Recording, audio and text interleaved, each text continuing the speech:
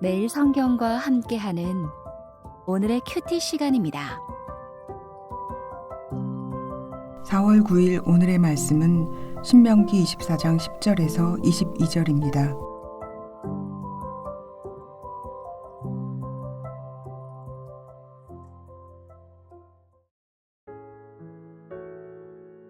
내 이웃에게 무엇을 구워줄 때에 너는 그의 집에 들어가서 전당물을 취하지 말고 너는 밖에 서 있고 내게 꾸는 자가 전당물을 밖으로 가지고 나와서 내게 줄 것이며 그가 가난한 자이면 너는 그의 전당물을 가지고 자지 말고 해 질 때에 그 전당물을 반드시 그에게 돌려줄 것이라. 그리하면 그가 그 옷을 입고 자며 너를 위하여 축복하리니 그 일이 내 하나님 여호와 앞에서 내 공의로움이 되리라. 곤궁하고 빈한한 품꾼은 너희 형제든지 내 땅 성문 안에 우거하는 객이든지 그를 학대하지 말며 그 품삯을 당일에 주고 해 진 후까지 미루지 말라. 이는 그가 가난함으로 그 품삯을 간절히 바람이라. 그가 너를 여호와께 호소하지 않게 하라. 그렇지 않으면 그것이 내게 죄가 될 것임이라. 아버지는 그 자식들로 말미암아 죽임을 당하지 않을 것이요 자식들은 그 아버지로 말미암아 죽임을 당하지 않을 것이니 각 사람은 자기 죄로 말미암아 죽임을 당할 것이니라. 너는 객이나 고아의 송사를 억울하게 하지 말며 과부의 옷을 전당 잡지 말라. 너는 애굽에서 종 되었던 일과 내 하나님 여호와께서 너를 거기서 속량하신 것을 기억하라. 이러므로 내가 내게 이 일을 행하라 명령하노라.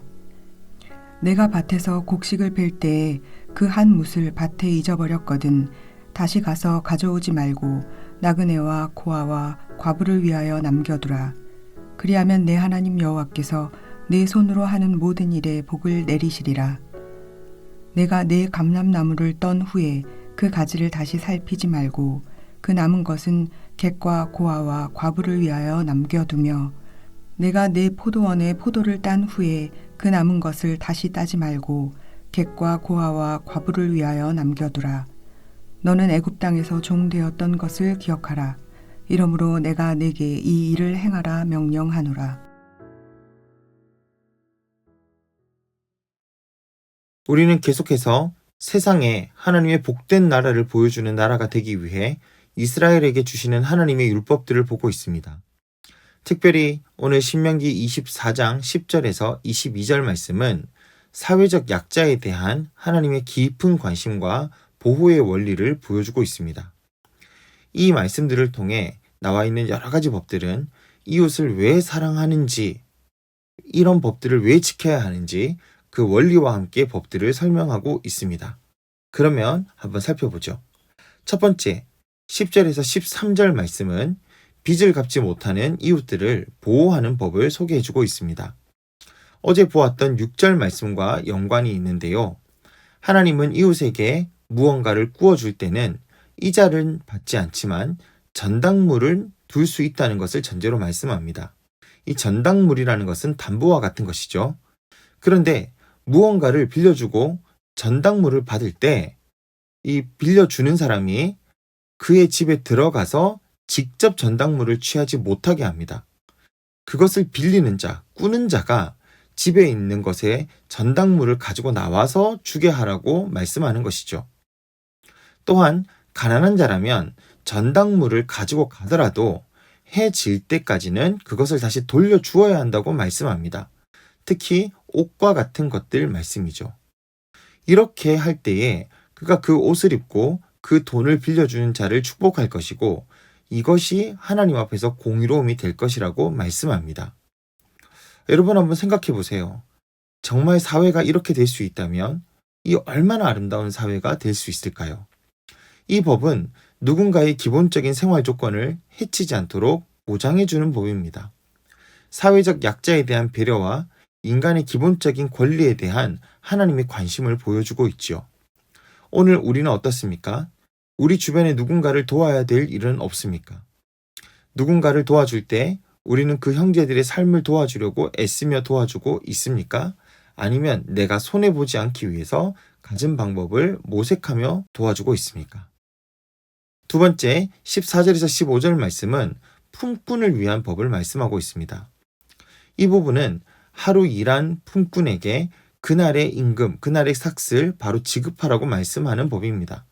특히 가난하고 어려운 사람들이 하루하루를 생계에 의존하고 있음을 감안할 때 매일 번 돈을 미루지 말고 그때 주라고 하는 것은 사회적 약자를 보호하고 그들의 필요를 즉각적으로 충족시키라는 말씀입니다. 우리는 우리에게 봉사하는 모든 사람들에게 공정하게 그리고 적시에 그 품삯을 주어야 합니다. 그들의 생계와 복지를 보장해 주어야 됩니다. 이것이 하나님의 공의로움을 드러내는 방법입니다. 세 번째, 16절에서는 연좌죄에 관한 문제를 다루고 있습니다. 부모의 죄로 인해 자녀가 처벌받지 않아야 하며 각자가 자신의 죄에 대해서만 책임을 져야 한다고 말씀하는 것이죠. 이것은 개인의 책임과 공정한 심판에 대한 하나님의 원칙을 보여주는 법입니다. 세상 나라들은 이런 부분에 대해서 3족을 멸하느니 9족을 멸하느니 하며 부모의 죄를 가족으로까지 이어지게 하는 것을 참 많이 보여주었습니다. 하지만 하나님은 한 사람이 각자의 행동과 결정에 대해 개인적인 책임을 지며 다른 이의 죄로 말미암아 누군가를 불이익하게 대하지 말아야 한다고 말씀하시는 것이죠. 오늘 이 시대는 어떻습니까? 우리나라의 법도 연좌제를 금지하고 있습니다. 하지만 많은 경우에 부모의 문제 때문에 자녀들을 낙인 찍고 보거나 색안경을 끼고 그 전체를 보는 일도 비일비재합니다. 법적인 연좌제는 없지만 마음의 연좌제는 여러 부분에 걸쳐서 우리는 볼 수 있습니다. 자, 혹시나 오늘 우리는 이런 말씀 때문에 우리 마음속에 걸리는 부분은 없습니까? 네 번째, 17절에서 18절 말씀은 고아와 과부와 같은 약자들을 보호하기 위해 다양한 법들을 말씀하십니다. 계속 이 율법들에게서 특히 보호 대상이 되는 고아와 과부와 나그네들을 이야기를 하는데요. 이들은 그 시대 속의 대표적인 약자들이었습니다. 하나님은 이스라엘 전체가 애굽에서 종이 되었고 그들을 하나님이 구원하셨던 것을 기억하며 이 약자들에게 자비와 긍휼을 베풀 것을 요구하고 계십니다. 그리고 19절 하반부를 보면 이렇게 약자들을 돕고 보호하는 자에게 하나님이 복을 내리실 것이라고 말씀하고 있습니다. 이 법들을 살펴보면 이렇습니다. 나그네와 고아의 소송을 약자라고 해서 억울하게 하지 말 것, 과부의 옷은 전당 잡지 말 것, 약자들을 위해 밭에 있는 곡식들을 남겨놓을 것, 나무에 있는 과일들을 이 약자들을 위해서 남겨둘 것과 같은 이런 법들을 말씀하고 있는 것이죠. 이러한 법을 주신 이유는 명백합니다. 약자인 우리의 이웃을 내 몸과 같이 사랑하여 도우라는 것이죠. 율법은 어디까지 최소한의 한계를 규정합니다. 하지만 이들이 이 율법의 의미를 생각해서 고아와 과부와 객과 같은 약자들을 긍휼히 여기며 이 이웃들을 돌보기 위해 마치 룻의 남편 보아스처럼 곡식을 떨구어줘서 그들을 도울 수 있게 한다면 이 이스라엘 공동체는 정말 세상에서 찾아볼 수 없는 샬롬의 나라가 될 것입니다. 이러한 공동체가 바로 세상에서 찾아볼 수 없는 하나님의 나라 공동체이죠. 오늘 우리는 어떻습니까? 내 이웃을 내 몸과 같이 사랑하라고 하시는 하나님의 말씀을 기억하며 우리 공동체 안에 있는 약자들을 기억하고 돌보고 있습니까? 내가 속해 있는 공동체는 약자들이 힘을 얻고 소망을 얻는 공동체입니까? 아니면 강한 자만이 기뻐하는 공동체입니까? 오늘 우리는 예수 그리스도를 소유한 자들입니다. 하나님의 약속이 있고 하나님이 주시는 은혜를 가진 자들입니다.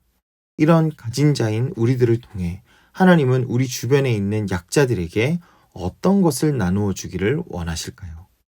기도하겠습니다. 하나님 아버지 감사합니다. 오늘도 주님의 말씀을 통해 하나님의 관심이 어디 있는지 살펴볼 수 있는 시각을 주셔서 감사합니다.